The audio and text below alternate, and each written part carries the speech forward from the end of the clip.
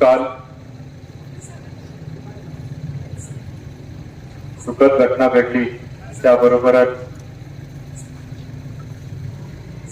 दिवस इतका वाईट होता की नुसतं एक नाही तर आपल्यामधून अनेक व्यक्ती निघून गेले. दादांबरोबरच असलेले त्यांचे बॉडीगार्ड जाधव आखाड्यातले असते किंवा त्यांच्या बरोबरचे इतर विमानातले 3 सहकारी किंवा आपल्या फलटण शहरातील गोपी गावचा सुपुत्र बाळासाहेब काशीद नावाचा वस्ताद आणि त्यांची धर्मपत्नी आणि आपल्याच गावाची मुलगी गनीमबाई शेख यांची सगळ्यात मोठी मुलगी, सगळ्यांना भावपूर्ण श्रद्धांजली वाहून आपल्या अजितदादांना सुद्धा बोलायची अधिक श्रद्धांजली वाहतो. अजित आनंदराव आशाताई पवार आपल्या सगळ्यांना परिचित असलेला दादा. हा दादा खर तर कुठल्या एका दुसऱ्याचा नव्हता, कुठल्या एका पक्षाचा नव्हता, कुठल्या एका गावाचा नव्हता, कुठल्या एका जातीचा नव्हता. त्या दादानी कधी जातपात केली नाही. कुठल्याही माणसाला बघताना कुठल्या गावातनं आलाय, कुठल्या पुढाऱ्याचा कार्यकर्ता आहे, कधीच तुझा भाव केला नाही. तर दादा म्हणायचा 4 दिवसाची इलेक्शन झाली की राजकारण तिथं संपवा आणि कामाला लागा. अक्षरशः अख्ख्या महाराष्ट्राचा असणारा हा दादा मागच्या महिनाभरातच त्याचं बघितलं प्रवास तर पाक माळेगावमध्ये निवडून आलेला इस्लाम पार्टीच्या अध्यक्षांपासून ते अमरावती वाशिमच्या कापूस शेतकऱ्यांपासून ते शिरूरच्या तरुण शेतकऱ्यांना मार्गदर्शन केलेला हा दादा आपल्यात नाही आहे याच्यावरती विश्वासच पटत. कुठंतरी एक नजरच लागली अशी म्हणावं लागत. एक अशी नजर जी आपल्या सगळ्यांनाच अंधारात टाकून गेली. मित्रांनो, एखादं छत असताना आपल्या डोक्यावरती आपल्याला कधी उन्हाळा, पावसाळा, वादळ कधी जाणवत नाही. ज्या दिवशी ते छत आपल्या डोक्यावरनं उडून जात त्या दिवशी आपल्याला खरी त्या छताची कमतरता जाणवती. उन्हाळा, पावसाळा जाळ आपल्याला लागतो. तो दादा इतका सर्वसामान्य होता की त्या दादाचं आयुष्य तुमच्या आमच्या सारख्याच एखाद्या शेतकऱ्यासारखं दुधाची किटली घेऊन दूध व्यवसाय करत शेती बघत सुरुवात झाली. लवकर वडील गेल्यामुळं जबाबदारी थोरला मुलगा असल्यामुळं कारभाराची लवकर पडली. त्यांनी नुसतं त्याच्या कुटुंबाचा कारभारी न होता आपल्या सगळ्यांचाच कारभारी म्हणून जबाबदारी उचलली. नुसतं बारामती तालुका नाही तर अख्ख्या महाराष्ट्राचा तो नेता घडला. पण त्याचा सर्वसामान्यपणा कधी हरवला नाही. पायातली जी चप्पल त्याच्या त्या पहिल्या दिवशी होती तीच चप्पल शेवटपर्यंत होती. अंगावरती जे कपडे होते तेच कपडे शेवटपर्यंत होते. मित्रांनो, त्या माणसाने कधी स्वतःचा माज केला नाही. पण त्याच्या नावाखाली आपण सगळ्यांनी आपण दादाचे आहोत, आपण बारामतीकर आहोत, आपण बारामतीच्या जवळ आपला आसू गाव आहे ह्याचा माज आपण सगळ्यांनी केला. आपण ह्याचा कुठं ना कुठं तरी प्रत्येकाने जतन केलं.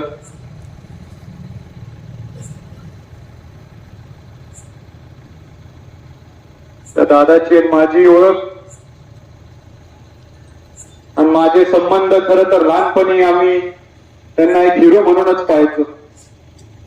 धडाडीचा असणारा तो माणूस कुठेही रोखठोकपणे जाऊन बोलायचा, पण प्रत्यक्ष त्याला भेटायचा माझा कधी योग आला नाही.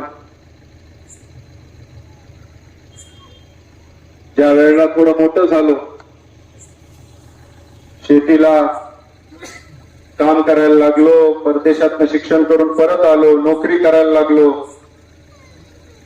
इच्छा निमित्त असायची दादांना कधी ना कधी तरी भेटायची. पण ते धाडस होत नव्हतं. ज्या दिवशी लग्नाचा माझ्या स्वतःचा दिवस आला. त्या दिवशी आश्चर्य झालो की माझ्याही मंडपाच्या पोतात पोचायच्या आधी तो दादा तिथे पोहोचलो. स्टेजवरती शुभेच्छा द्यायला आला असताना त्यांच्या घरात सुद्धा त्याच दिवशी लग्न होतं. दादांना विचारलं, दादा तुम्ही याल अशी अपेक्षा नव्हती. तर दादा उठून म्हणाला, हातात हात देऊन म्हणाला, आज दादा राजे नाही तर तुझ्या जबाबदारीची कुठं ना कुठं तरी मला जाण आहे. आणि म्हणून त्या दादाराजांच्या अनुपस्थितीत तुला आशीर्वाद देण्यासाठी, तुझ्या बरोबर राहण्यासाठी मी येतात. त्याच दिवशी त्या माणसाने कुठं ना कुठं तरी माझं हृदय नाही, मन नाही तर काळीच जिंकलो.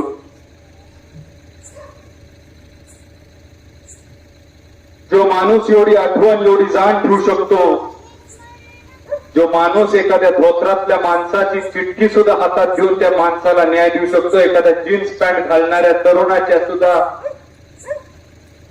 हातातलं पत्र स्वीकारून त्याला उत्तर देऊ शकतो, ते पाक त्या अडाणीचे कुठलं काम असलं तरी त्याला उपयोगी पडू शकतो, तोच आपला अजितदादा.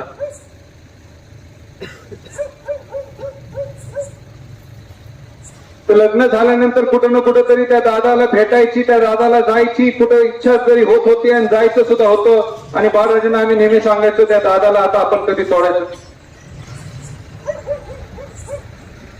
तो दादा संपला तरी चालेल, आपण त्याच्या बरोबर संपू, पण त्या दादाला कधी आपण सोडायचं नाही. ज्या माणसाने आपल्या निष्ठेवरती नुसतं विश्वासच नाही तर अंधविश्वास ठेवला. तुमच्या मागं किती माणसं आहेत, तुमच्या बरोबर किती माणसं आहेत, तुमच्या मागं किती मत आहेत, तुमच्याकडे किती संस्था आहेत, ते कधी बघितलं नाही. नुसतं तो माझा आहे आणि तो कामाचा आहे आणि तो हक्काचा आहे एवढं समजून त्या दादाने त्या निष्ठेचं पोचपावती अंधविश्वासाने आपल्या सगळ्यांवर टाकली. मागच्या 5-6 महिन्यातच त्या दादाचा आणि माझा संवाद चालू झाला होता. आणि दादा तुम्हीच माझ्या बरोबर होता. दरवेळेला आपण जात असताना त्याच्या ऑफिसच्या बाहेर उभा राहत असताना आपल्याला भीती वाटायची की तो दादा आपल्याला भेटेल का नाही, भेटला तर काय बोलल, बोलला तर ओरडल का, ओळख सांगावी लागेल का. पण जसं ते दादा भेटला, ज्या प्रेमाने त्यांनी त्याच्या हाताने पाठीवरती हात टाकला, हातात हात दिला आणि जो अधिकार आम्हाला गाजवायचा अभिमान वाटला की बाबा त्या दादाच्या पाठीमागं आपले आशीर्वाद आहेत, तर ते दादा आपल्या कुठल्याही कामाला अडीला अडचणीला उभा राहणार. अक्षरशः काल ही बातमी कळल्यापासून डोळ्यात त्या अश्रू अनावर होते. कुठं ना कुठं तरी मित्रांनो, जसं प्रत्येकाला इथं ज्याचा बारामतीचा सहवास होता, जसं आता माझा मित्र शंभू बोलला किंवा संग्राम बोलला किंवा फाजूबाई बोलले किंवा वकील बोलले, प्रत्येक जणांनी कुठं ना कुठं तरी त्यांच्या मनात जागा केलेल्या दादानी त्यांच्या भावना व्यक्त केल्या.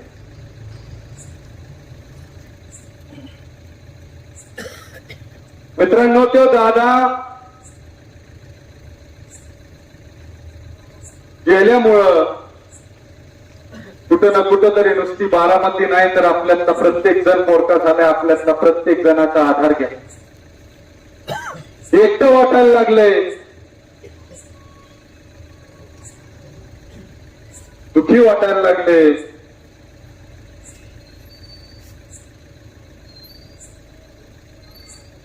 फक्त काही निघतील तर नाही याचा विचार सुद्धा येण्यात आला. पण तो दादा आपल्याला जाता जाता सांगून गेलाय, दाखवून गेलाय की मित्र लढायचं नाही पण लढायचं, आणि चांगल्या कामासाठी लढायचं, चांगल्या लोकांत सहवास ठेवण्यासाठी लढायचं, चांगल्या गोष्टी करण्यासाठी लढायचं.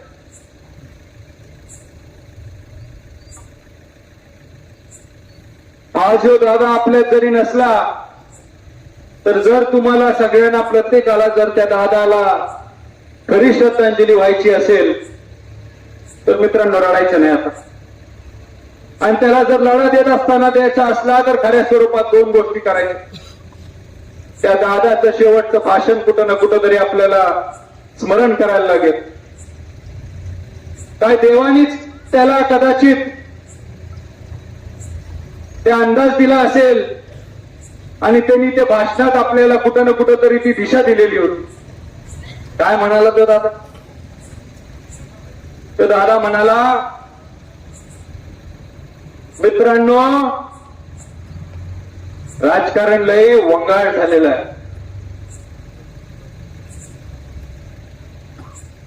धंदा पाण्याला लागा, मुलाबाळात बरोबर वेळ घालवा, त्यांना शिकवा.